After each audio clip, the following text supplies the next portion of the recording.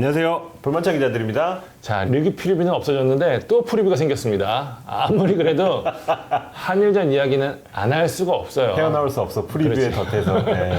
숙명의 라이벌 한일전 프리뷰 한번 해보도록 하겠습니다. 네. 사실 코로나 시국에 웬 A매치냐, 손흥민 힘든데 왜 뽑냐, 막 여러 이야기들이 막 나오잖아요. 네. 그래도 대표팀 어찌됐건 22일 날 오전 출국을 했습니다. 이틀간 현지에서 철저하게 감염 수칙을 지켜가면서 경기 준비를 하게 됩니다. 제가 작년, 재작년인 것 같은데, 12월에 부산에서 동아시안컵 열렸잖아요. 저도 갔었어요.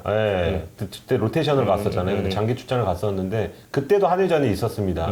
근데 대회 자체가 워낙 좀 인기가 없다 보니까, 뭐 한일전 뭐 별거 있겠어? 다들 이렇게 생각했는데, 경기가 다가올수록 살살 달아오르더라고요. 네, 선수들 멘트도 그렇고, 라이벌전은 라이벌전이구나. 그때 느꼈던 기억이 있습니다. 이번에도 약간 그런 느낌이 좀 있는 것 그러니까요. 같아요. 이게 뭐야 멤버도 별로고 뭐 보면 재밌겠어 하는데 네. 막상 TV를 틀고 계실 거예요. 야 시켰냐 안 시켰냐 이러고. 한일전이니까. 그러니까요. 네. 역사상 80번째 한일전 즐기는데 도움이 되시길 바라면서 네. 프리뷰 시작하도록 하겠습니다. 보기 편하게 챕터 나눠봤습니다. 우선 역사부터 봐야죠. 뭐 말씀해 주셨다시피 A 대표팀끼리 경기만 따질 때 이번이 80번째 한일전입니다. 네. 제 시작은 1954년 3월 저희 그 부친이 태어나기도 전에 그때 시점인데 스위스 월드컵 예선으로 거슬러 올라갑니다. 도쿄에서 열렸고요. 당시 정남식, 최정민, 최강석 선생의 연속골로 5대1 대승을 거둡니다. 최정민 선생은 일본 상대로 5골을 넣으면서 최초의 일본 킬러로 기억이 되고요. 뭐 일본에는 지면 안 된다는 국민 의식을 좀 바탕에 깔고 월드컵, 올림픽 예선, 뭐 아시안 게임 뭐 이렇게 타이틀이 걸린 대회이다 보니까 열기가 점점 뜨거워졌습니다. 한일전은 약간 뭐 스타의 등용문 같은 그런 역할을 했는데요. 이회택, 차범근, 뭐 이영무, 허정무, 박성화, 조광래, 최순호, 김주성, 뭐 황선홍, 유상철, 서정원, 이민성, 안정환 각각께는 박지성까지 한일전을 통해서 어떤 국민 영웅으로 조금 떠올랐습니다. 역대전적으로는 79전 42승 23무 14패 한국이 우위를 점하고 있고요. 가장 최근 A매치 많이 기억하실 텐데 2011년 8월 삿포로에서 열렸고 한국이 0대3으로 패했습니다. 삿포로 참사로 많이 좀 기억하고 맞아요. 계실 겁니다. 네, 이번은 그 경기 이후 처음으로 치르는 친선 경기라는 점에서 좀 주목할 필요가 있을 것 같습니다. 그 사이 이제 동아시안컵 4경기는 있었죠. 네. 그때 기억하시는 분들 많을 것 같은데 아무래도 이제 서력 복수에 초점이 맞춰진 것 같은데 네. 이길 만한 재료가 충분한지는 좀 살펴봐야 될 것 왜 같습니다. 고개를 까딱해? 그러니까 이번 대표팀을 두고 반쪽 네. 대표팀 얘기 나왔고 뭐 네. 체감 2군이다 뭐 이런 말씀 하시는데요. 네. 뭐 아주 틀린 얘기는 아니에요. 네. 만 기자가 기사에 쓴 대로 이제 결정자만으로 베스트 라인업을 꾸리면 뒤에 나오는 것 같아요. 네. 사실상 이게 베스트에 가까운 전력이 아닌가. 골키퍼 빼놓고는 사실 그렇죠. 네. 훨씬 더 탄탄해 보이기는 해요. 네, 네. 뭐 황의조, 뭐 황희찬, 이재성, 그러니까요. 손흥민 뭐 많습니다. 네. 이들 11명의 A매치 경기 출전 수가 346경기, 평균 31.5경기라고 하니까 네. 여기 또 A매치 득점이 또 도합 60골이더라고요. 이게 큰 것 같아요. 네. 이 선수들 빼면 누가 득점하지라고 생각했을 때 딱히 안 떠올라요. 저는 이제 벤투 감독이 왜 이렇게 마지막까지 손흥민이고 뭐 황희찬이고 소집 명단을 일단 올려두고 다 회신을 좀 기다렸잖아요. 약간은 좀 이해가 됩니다. 그러니까 누구도 한일전이지만 뭐 코로나 시국이니까 뭐 부담 없이 하세요. 이렇게 얘기를 못 하잖아요. 한일전이니까. 네, 한일전이니까. 네. 네. 그러니까 본인이 축구, 그러니까 한국 대표팀 감독을 하면서 사실 이 경기를 패한다? 그럼 굉장히 타격이 클 거라는 거를 네. 아마 주변 사람들한테 들어서 본인도 알긴 알 거예요. 그렇죠. 그렇기 때문에 분명히 부담을 갖고 할 수밖에 없는데 어쨌든 베스트 전력이 아니라는 거. 네. 그러니까 이미 예상된 손흥민 정도만 빠져도 사실 큰 타격이잖아요. 벤투 엄청 감독 타격이죠. 축구에서는. 네. 소집 명단에 오른 선수 중에서도 상당히 많은 선수들이 빠집니다. 엄원상과 주세종이 부상과 코로나 확진 판정으로 또 제외됐고요. 네. 이들 3명을 대신해서 조재환, 김인성, 이진현이 대책발탁됐고 황인범, 주세종, 손준호가 빠진 자리를 잘해줄 것은 지금 최고의 폼을 보이고 있는 윤빛가람도 주말 대구전에서 왼쪽 종아리를 다쳐서 낙마했습니다. 네. 이동경이 대신 일본에 갑니다. 네, 이제 뭐 빼박 이 멤버로 일본을 상대해야 하는데 몇몇 포지션에는 그래도 아직 좀 듬직한 선수들이 있지만 전체적으로 봤을 때는 아무래도 무게감이 떨어지는 것 같습니다. 어떻게 보시는지. 저는 이제 해외파가 빠진 반쪽이라고 하지만 네. 사실 저는 이번 명단이 좀 아쉬운 부분 네. 뭐냐면 뽑힌 선수들의 컨디션이 썩 좋지 않다는 점이에요. 방송 전에도 그렇게 얘기했죠. 네. 정말 냉정하게 이 멤버들 중에 국대에 갈 수 있는 현재 자격이 있다 싶은 선수는 개인적으로는 나상호, 조현우, 이동준 정도밖에 없어요. 그러니까 해외판은 제가 직접 본 게 아니니까 아예 제외를 할게요. 네. 왼쪽 풀백 보겠습니다. 심각할 정도인데 홍철은 몸 상태가 아니더라도 폼이 떨어진 지 꽤 됐고요. 네. 박주호는 지난 전북전에서 보듯이 이제 운동 능력이 떨어져서 사이드가 아니라 중앙에서도 잘할 수 있는 선수예요. 박지수도 부름만으로 평가하기는 몸이 아직 올라오지 않았고, 그러니까 높이가 중심이 높기 때문에 전부 다 이렇게 페널티킥, 핸드볼을 허용했다고 하는 전문가들이 설명을 해주더라고요. 네, 네. 울산 선수들 지금 아침 클럽 월드컵 때문에 지금 폼이 제일 좋았을 때보다 지금 벌써 떨어지고 있는 상태죠. 조재현도 사실 뽑았으면 작년이 아니라 올해가 아니라 작년에 뽑았어야 돼요. 올해는 아직 컨디션 안 올라왔고 이정엽 설사과에서 흔들리고 있고요. 그러니까 결국 경기는 선수들이 뛰잖아요. 선수들이 컨디션이 중요하다고 볼 때 과연 이 선수들로 최고의 경기를 펼칠 수 있을까라는 의문이 분명히 있고요. 거기다가 경험도 없고. 그러니까요. 네. 그나마 긍정적인 건 어쨌든 벤투 감독이 계속 뽑았던 선수들을 뽑았기 때문에 자신의 색깔을 어쨌든 뭐 조재현 선수 정도로 제외하고는 알고 있기 때문에 시행착오를 줄일 수 있을 거라는 점, 이 정도라고 봐야 될 것 같습니다. 뭐 아쉬운 점 얘기했으니까 아무래도 좀 울산 얘기를 좀 빼놓고는 이번 한일전을 그 얘기할 수 없을 것 같아요. 그러니까 울산맨 지금 한 명이 빠졌죠. 그런데 울산맨 2명이 또 들어왔습니다. 맞아요. 예, 들어온 선수가 많아지면서 울산 현대 소속이 7명이 됐습니다. 유럽파 다 포함해서 대표팀의 울산 선수가 30%가 넘습니다.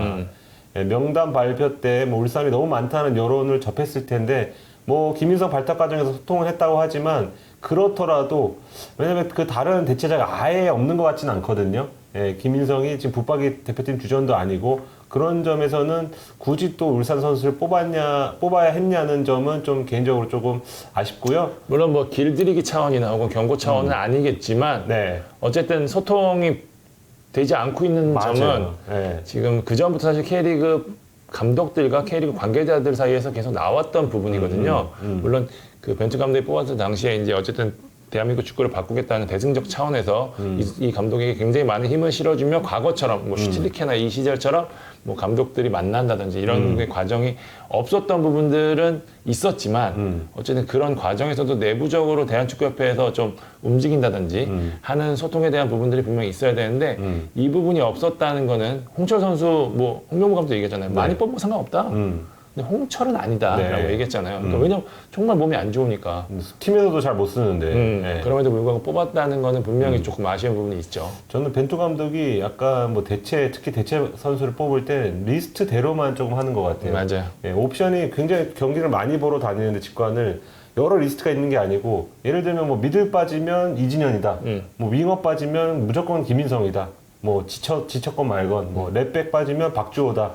이런 식으로만 딱딱딱 정하니까 새로운 선수들이 좀 발굴이 안 되는 것 같고 여러모로 뭐 말씀해 주셨다시피 뭐 폼이나 뭐 부상이나 구단 간 형평성 이런 거 고려하지 않고 그냥 뽑을 선수를 계속 뽑게 되는 그런 현상이 조금 직면하게 된 것 같습니다. 그러니까요. 최근에 뭐 고승범 선수라든지, 네, 한석종, 이기재 이런 한석종 뭐 예, 네. 지금 뭐 얘기하는 강상호 선수도 포함될 수 있고요. 네. 여러 이제 K리그에서 좋은 활약을 펼친 선수들이 있고 현장에서 봤을 텐데 어쨌든 뭐 자기 축구를 이해하고 한일전에서 이기기 위해서는 내 축구를 아는 선수들을 뽑아야 된다고 생각한 건지는 모르겠지만 네. 어쨌든 저는 뭐 한 팀에 너무 많은 선수들이 뽑히는데 울산에 좋은 선수들이 많은 건 사실이니까 예, 그거에 대한 뭐 몰아서 뽑았다는 부분에 대해서는 저도 딱히는 뭐 그렇게 반발감이 들진 않는데 어쨌든 더 좋은 선수가 있지 않았나라는 생각을 물어봤을 때 저는 그 대부분 분명히 있거든요. 네. 네, 그게 좀 아쉬운 것 같아요. 네, 이때로 끝나는 게 아니고 6월에 이제 중요한 월드컵 예선이 있잖아요. 그때도 K리그 팀들이 어떻게 좀 나올지 3월에 조금 어떤 경험을 통해서 그때는 조금 더 대립각을 세울 수도 있다는 그런 예상이 좀 됩니다. 그러니까 이번에 벤투 감독이 다른 건 모르는데 어쨌든 5일 이상 자가격리를 하는 경우에는 팀이 안 보내줄 수도 있단 말이에요. 네, 네. 그렇다면은 차출에 협조해준 K리그 팀들에게 참 고맙다라는 말을 한마디라도 했었으면 네. 이 얘기를 하는 관계자들이 굉장히 많더라고요. 그러니까 한마디 그냥 문자 하나에 따라서 감정이 달라지는데 그걸 하지 않았습니다. 네. 네, 어쨌든 뭐 경기로 좀 돌아가서 네. 예상 라인업을 좀 봐야 될 것 같습니다. 플랜 A가 4-2-3-1이니까 이럴 땐 좀 여기에 맞춰보면 원톱은 이정엽 선수 외에는 뭐 이렇다 할 자원이 없죠. 네. 2선은 저는 나상호, 남태, 이동준이 유력할 것 같습니다. 이강인이나 프라이브에서 뛰는 정우영 선수가 그 남태희 선수 자리에 뛸 수 있거나 혹은 뭐 측면에도 뛸 수가 있긴 한데 보수적인 벤투의 성향을 감안하면 기존에 썼던 선수들이 나가지 않을까 싶고요. 삼사는 뭐 이진현과 알사드의 정우영, 포백은 저는 이렇게 된 마당에는 홍철을 진짜 쓰지 않을까 싶어요, 사실. 네. 홍철, 김영건, 원두재, 김태환, 골키퍼는 김승규. 지금까지 벤투의 색깔을 보면 이렇게 될 것 같습니다. 사하나 혹은 왼쪽 백에 지금 문제가 있기 때문에 비대치 형태 3백 카드도 가능성이 있긴 한데 저는 솔직히 말하면 지금 멤버상으로 제가 가장 보고 싶거나 제가 생각하기 가장 좋은 라인업은 이동준 원톱에 김인성, 이강인, 남태희, 나상호 아, 너무 파격적인데 벤투 감독 축구에서 이렇게 안 하죠. 원볼란치의 원두재, 네. 홍철, 김영건, 박지수, 김태환이 포백, 네. 조현우가 골키퍼를 지키는 게 이상적으로 보이는데 벤투가 이 라인업을 쓸 가능성은 거의 없다고 봅니다. 제가 첫 번째 말했던 라인업이 실제 경기에 나설 가능성이 높다라는 네. 생각이 좀 듭니다. 두 번째 라인업은 그냥 울산 아니에요? 아, 왜? 유니폼 파란색 입고 가면 안 돼. 아니요. 봐봐요. 이강인, 남태희, 나상호 이런 애들 빠졌잖아요. 들어갔잖아요. 아, 근데 각 포지션에 울산 선수가 있는 게 제가 눈에 띄어서 네네. 말씀을 한번 드렸습니다. 자, 상대가 어떻게 나오는지도 알아야겠죠. 네. 대본 미리 보니까 일본도 반쪽 냄새가 확 나더라고요. 일본도 사실 좀 걱정이 많던데 일단 결장자가 많습니다. 그 프랑스에서 뛰는 선수들 나가토모와 사카이 뭐 축구 잘 모르는 분들도 아마 이름을 한 번씩 들어본 그 약간 베테랑 풀백들인데 둘 다 빠지고요. 가와지마 골키퍼도 찾지 못했습니다. 독일 하노버에서 뛰는 미드필더 하라구치와 수비수 무로이가 소속팀 그 코로나 확진자가 나와서 이번에 못 오고 신테트라이던에서 뛰는 골키퍼 슈미트, 레가네스 미드필더 시바사키도 소집에서 제외가 됐습니다. 일본은 같은 시기에 24세 이하 올림픽 대표팀 친선전을 아르헨티나를 갔습니다. 여기에 쿠보, 도안 이런 신성들이 합류하거든요. 그래서 교통 정리가 좀 이루어져서 여러모로 좀 스쿼드가 좀 반쪽 대표팀이 된 것이라 볼 수 있고요. 23명 중에 국내파가 14명, 유럽파가 9명, 그리고 8명이 처음으로 소집이 됐습니다. 야, 그래도 어쨌든 유럽파가 9명이나 오네요. 네, 줄여서. 전설의 일부는 언제 보게 될지, 그죠? 일본 어떻게 나올까요? 일단 모리아스 감독도 벤투 감독과 마찬가지로 4-2-3-1을 기본 전술로 좀 사용하는데 이거에 대해서도 좀 말이 많더라고요. 뭐 기사 찾아보니까 너무 똑같다 전술이. 도박 좀 해라. 답답하다. 왜냐면 어쨌든 공을 돌려야 되니까 4-2-3-1은. 그렇죠. 네, 그런 말들이 현지에서 나오는 것 같은데 그래도 이번에 친선자님 만큼 뭐 예상을 할 때는 아무래도 4-2-3-1로 기준으로 좀 살펴보면 될 것 같은데요. 최전방은 아사노 타쿠마가 좀 유력합니다. 아스날 입단으로 맞아요. 네, 많은 팬들이 알죠. 전설적으로 한 경기도 아마 못 뛴 걸로 제가 알고 있는데 최근 소속팀인 파르티잔에서 지금 뭐 5경기 5골 좋은 득점력 보이면서 이번에 뽑혔습니다. 측면 자원으로 좀 분리할 수 있는데 지금 오사코 폼이 좋지 않거든요. 그래서 최전방에 먼저 나올 가능성이 있고요. 2선은 좀 선수가 좀 있어요. 미나미노 그리고 카마다 두 선수가 지금 폼이 뭐 나쁘지 않기 때문에 미나미노는 사우스햄튼 이적 후 굉장히 네. 좋은 활약 펼치고 있죠. 그리고 카마다는 뭐 지금 두 자릿수 도움을 분데스리가에서 기록했고 그리고 반대쪽 한쪽은 이토 주니아 또는 후라시 쿄고가 나설 것으로 보이고 중원에서는 젊은 엔도죠. 엔도 와타루가 한 자리 차지할 것 이 같습니다. 선수 잘하잖아요. 지금 빌레벨트인가 거기서 이제 분데스리가에서 좋은 활약 펼치고 있고 반대쪽은 모리타 히데마사 이렇게 보이고요. 수비진은 왼쪽부터 사사키 쇼, 요시다 마야, 토미야스 타케이로, 마츠바라 케니 이렇게 보이는데요. 요시다가 경기가 조금 산포드리아 경기가 늦어져서 그 코로나 뭐 3일 연속 그 검사를 받아야 됩니다. 근데 그게 지금 성립이 안 될 경우에는 결장날 수도 있다는 얘기가 나옵니다. 골키퍼는 곤다 슈이치가 유력합니다. 전력 비교 해보도록 하겠습니다. 해주시죠. 일단 두 팀이 다 베스트 전력이 아니라는 점을 감안을 해야 되는데 네. 그렇기 때문에 이제 잇몸들이 얼마나 해줄지가 결국 관건이 될 것 같고요. 전체적으로 이제 최전방은 이름값이나 득점력 면에서 일본이 조금 앞서는 모습. 저희가 어쨌든 해외파를 데려왔으니까. 네. 양국 모두 이제 핵심들이 빠진 상황에서도 여전히 강점 어디냐 2선이거든요. 뻔한 분석이긴 하지만 속도매선 한국, 네. 나상호, 이동준 이런 선수들, 남태희 네. 선수도 공운반까지는 굉장히 좋은 선수고요. 네. 기술면에서는 일본이 앞서는 상황인데 조합이 어떻게 될지가 결국 관건이 될 것 왜냐면 두 팀 같습니다. 모두 지금 그 기존에 하던 조합이 아니어서 네, 그렇습니다. 예. 때문에 승부도 여기서 걸릴 것 같고요. 수비는 비슷해요. 그러니까 일본이 요시다가 빠질 경우가 큰데 우리도 김민재가 빠졌잖아요. 어쨌든. 네. 네. 원두재의 저는 센터백 투입 여부가 관건이기는 한데 저는 김영권 선수가 워낙 리딩이 좋은 선수이기 때문에 의외로 그렇게 되면 원두재도 좀 편하게 수비를 할 수도 있지 않을까라는 생각이 좀 들고 역시 왼쪽 백 자리가 가장 큰 변수가 될 수 있어요. 네. 이쪽을 일본 선수들이 때린다? 네. 그럴 경우에는 굉장히 수비가 한쪽으로 부담이 될 수밖에 없어서 김영권 선수의 플레이가 굉장히 중요해질 수밖에 없고요. 네. 일본이 사실 어느 선수가 나와도 자기 스타일의 축구를 하잖아요. 그러니까 변수가 많은 한국보다는 그리고 또 홈이점까지 있으니까 조금은 밖에서 보기에는 어쨌든 일본이 좀 더 유리한 상황이긴 하다라는 얘기 좀 드리고 싶습니다. 저는 이제 측면이 굉장히 중요해 보이는데 일단 측면에 뭐 마츠바라 켄이나 사사키 쇼는 사실 그 주력 그 풀백들이 아니거든요. 그래서 우리의 측면 뭐 나상호가 됐든 이동준이 됐든 이런 선수들이 집요하게 조금 파고들면 여기가 조금 무너질 수도 있지 않을까. 가운데 토미야스 이런 선수는 굉장히 좋은 그 기량을 지니고 있어서 가운데는 좀 힘들더라도 측면을 잘 파면 좀 열릴 것도 같은 좀 느낌이 있습니다. 자, 이제 왜 가냐? 말이 많았지만 일단 갔어요. 맞아요. 일단 갔어요. 네. 그러니까 홍명보 감독이 그때 그러더라고요. 이제 내가 할 수 있는 건 선수들이 다치지 않고 코로나 걸리지 않고 이기고 돌아오는 거다. 야, 멋있다. 그렇게 할 수 있도록 내가 기도하는 거다라고 얘기했는데 네. 이게 답인 것 같아요. 일단 갔잖아요. 그러니까 이제 무조건 이기고 한 산책 세레머니 한 3번 정도 보고 예.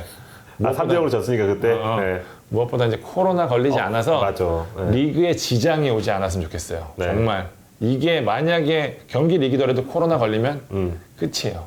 이게 재앙이 시작되는 거니까 어쨌든 저희가 바라는 바람 모두 이루고 한일전이잖아요. 그래도 네. 열심히 오랜만에 한번 진짜 응원해 보도록 하겠습니다. 네, 저 그 지금 보시는 분들께서도 저희 방송 미리 한번 보시고 경기를 보시면 좀 도움이 될 것 같아서 저희가 프리뷰 준비했고요. 경기 후에 할 얘기가 있으면 또 리뷰로 한번 찾아뵙겠습니다. 지금까지 볼만찬 기자들이었습니다. 감사합니다.